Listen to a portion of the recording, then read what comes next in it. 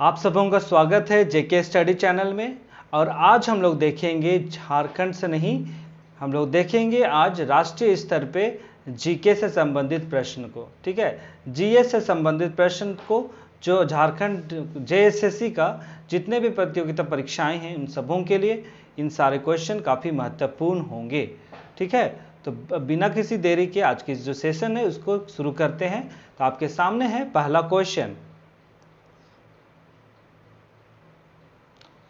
Question आपके सामने है। क्वेश्चन देखिए, भारतीय राष्ट्रीय कांग्रेस, ठीक है, भारतीय राष्ट्रीय कांग्रेस को के सूरत अधिवेशन 1907 का अध्यक्ष कौन थे? सूरत अधिवेशन जब हुआ था राष्ट्रीय कांग्रेस का, तो उसका अध्यक्ष कौन है, आपसे ये पूछा जा रहा है। तो इसका ऑप्शन देखेंगे, आर.बी. बोस, बी.जी. तिलक, एनी बेसेंट या जी.के. गोखले। तो कौन होगा? जब सूरत अधिवेशन हुआ था 1907 ईस्वी में, तो इसका जो थे वो थे option number A, RB. Bose. ठीक है, और आपका ये जो सूरत अधिवेशन हुआ था वो हुआ था 26 दिसंबर 1907 ईस्वी को। ठीक है, पूरा डेट को आप सबों को याद रखना है। ठीक है, चलिए अगला क्वेश्चन जाएंगे।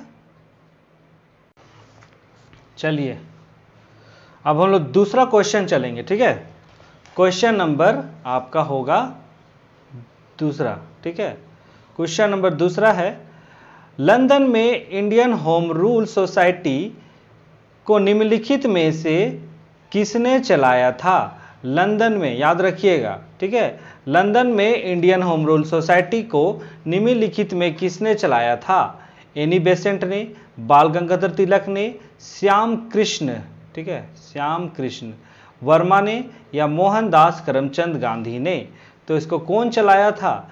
तो ये चलाया था आपका लंदन में इंडियन होम रूल सोसाइटी को आपका option number C, Shyam ji Krishna के द्वारा चलाया गया था। और इस जो सोसाइटी है उसकी स्थापना की गई थी आपका 1905 ईस्वी में। ठीक है, इन बातों को आपको याद रखना है। ठीक है, अगला क्वेश्चन, महात्मा गांधी के चंपारण सत्याग्रह को किसने विरोध किया था? महात्मा गांधी के चंपारण सत्याग्रह को किसने विरोध किया था? रविंद्रनाथ टैगोर ने, एन.जी. रंगा ने, या राजकुमार शुक्ल ने, या राजेंद्र प्रसाद ने? किसने किया था इसका विरोध? तो उनका विरोध किया था एन.जी. रंगा के द्वारा। ठीक है, और एन.जी. रंगा के द्वारा इस चंपारण विद्रोह का मतलब सत्याग्रह का विरोध किया गया था। और ये जो चंपारण सत्याग्रह कहाँ हुआ था? आपका बिहार में हुआ था। और ये कब हुआ था? वो हुआ था आपका 1917 ईस्वी को हुआ था। ठीक है, अगला क्वेश्चन, गद्दर पत्र, ठीक है, पत्र हो गई है। ठीक है, गद्दर पत्र का प्रथम अंक निम्नलिखित में से किस भाषा में प्रकाशित हुआ? आपका ये गद्दर पत्र कौन भाषा में हुआ था ये बताना है। उर्दू में, हिंदी में, अंग्रेजी में, मराठी में। तो आपका ये हुआ था आपका ऑप्शन नंबर ई, उर्दू में। और ये जो गद्दर पत्र है उसका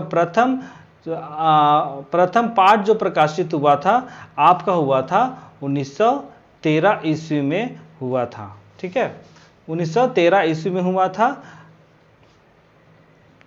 और अगर पूछा जाता है कि इसका प्रकाशन किसके द्वारा किया गया था, तो वो किया गया था आपका लाला हरदयाल के द्वारा। ठीक है, लाला हरदयाल के द्वारा इसका प्रकाशन किया गया था। ठीक है,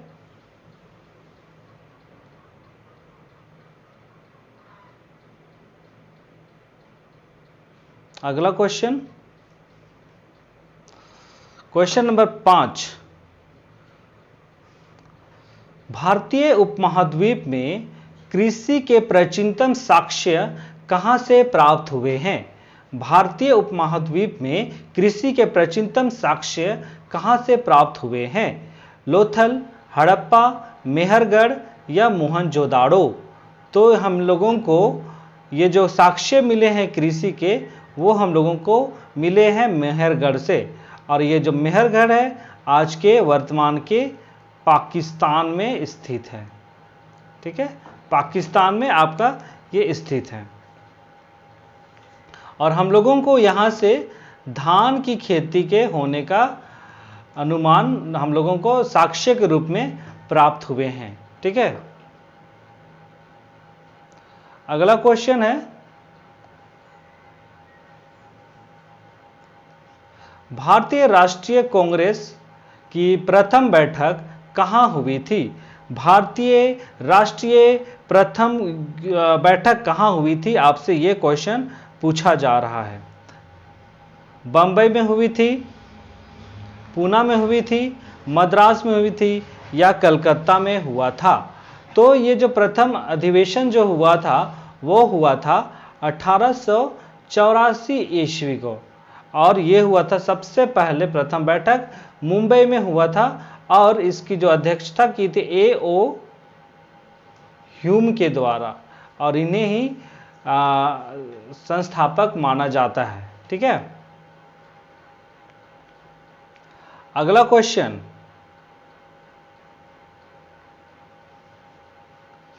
सागवान साल इसके उत्पादक है। सागवान साल किसके उत्पादक हैं? ये जो दोनों नाम आप सुन रहे हैं वो है आपका वृक्ष। ठीक है, वृक्ष के प्रकार हैं।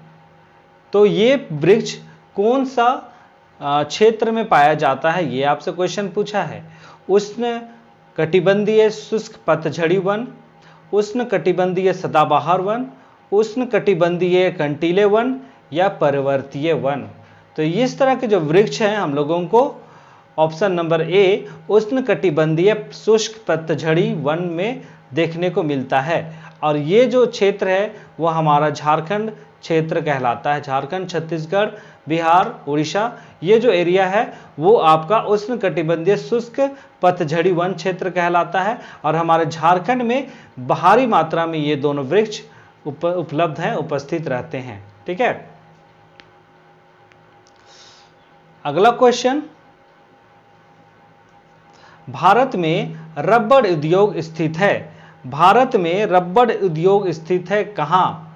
ऑप्शन है पंजिम में, बेंगलोर में, पंडुचेरी में, औरंगाबाद में। तो हम लोगों को कहाँ है?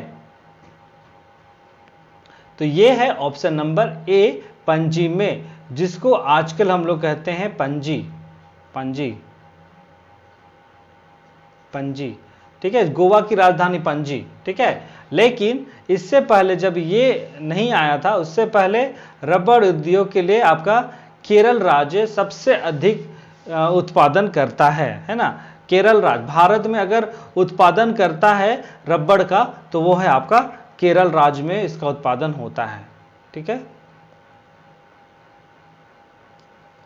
अगला क्वेश्चन है क्वेश्चन नंबर 9, भूमध्य रेखा कहाँ से गुजरती है? हम लोगों को बताना है। भूमध्य रेखा कहाँ से लेके गुजरती है आपको ये बताना है। मध्य अफ्रीकी गणराज्य से, कीनिया से, या दक्षिण अफ्रीका से, या वेनेजुएला से? कहाँ से होकर गुजरती है भूमध्य रेखा? तो वो गुजरती है आपका ऑप्शन नंबर ए केनिया से।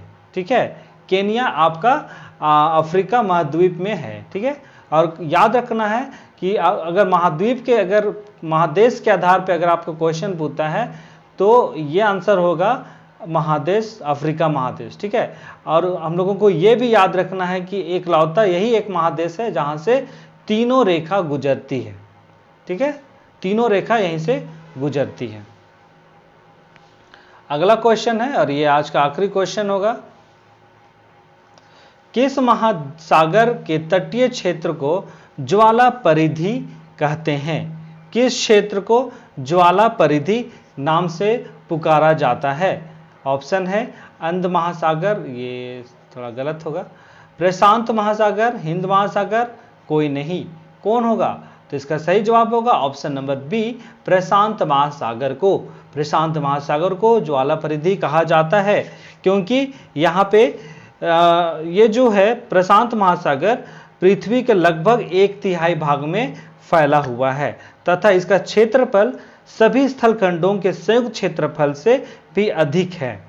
ठीक है, और इसको इसलिए कहा जाता है ज्वाला परिधि क्योंकि यह विश्व के लगभग 2/3 ज्वालामुखी प्रशांत महासागर से घिरे हुए हैं। लगभग 2/3 भाग ज्वालामुखी क्षेत्र से यह महासागर घिरा हुआ है, इसलिए इसे ज्वाला परिधि कहा जाता है। ठीक है, तो आज का जो क्लास हम लोग देखें 10 क्वेश्चन का झारखंड मतलब जीएस के आधार पे था, ये राष्ट्रीय स्तर पे था। आपको ये हर एक क्वेश्चन को ध्यान देना है और मैं अब रोज़ इस जीएस से संबंधित प्रश्न भी लेके आऊँगा, तो आप लोग बने रहिएगा जेके स्टडी चैनल के साथ। और जो भी क्वेश्चन मैं लेके आऊँगा वो सारे के सारे महत्वपूर्ण होंगे। ठीक है, इन बातों को आपको याद रखना है। ठीक है, तो इसलिए जो नए हैं वो लोग चैनल को सब्सक्राइब कीजिए और चैनल को सब्सक्राइब कीजिए, बेल आइकन को प्रेस कीजिए और ये वीडियो को लाइक कीजिए, शेयर कीजिए।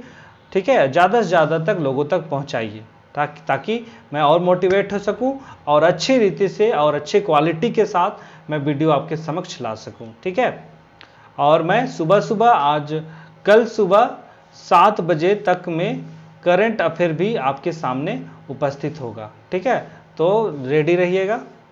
ठीक है, तो आज के सेशन को यहाँ पर समाप्त करते हैं। आप लोग अपने अपने घरों में रहिए, सुरक्षित रहिए और अपना ध्यान दीजिए। बहुत बहुत धन्यवाद।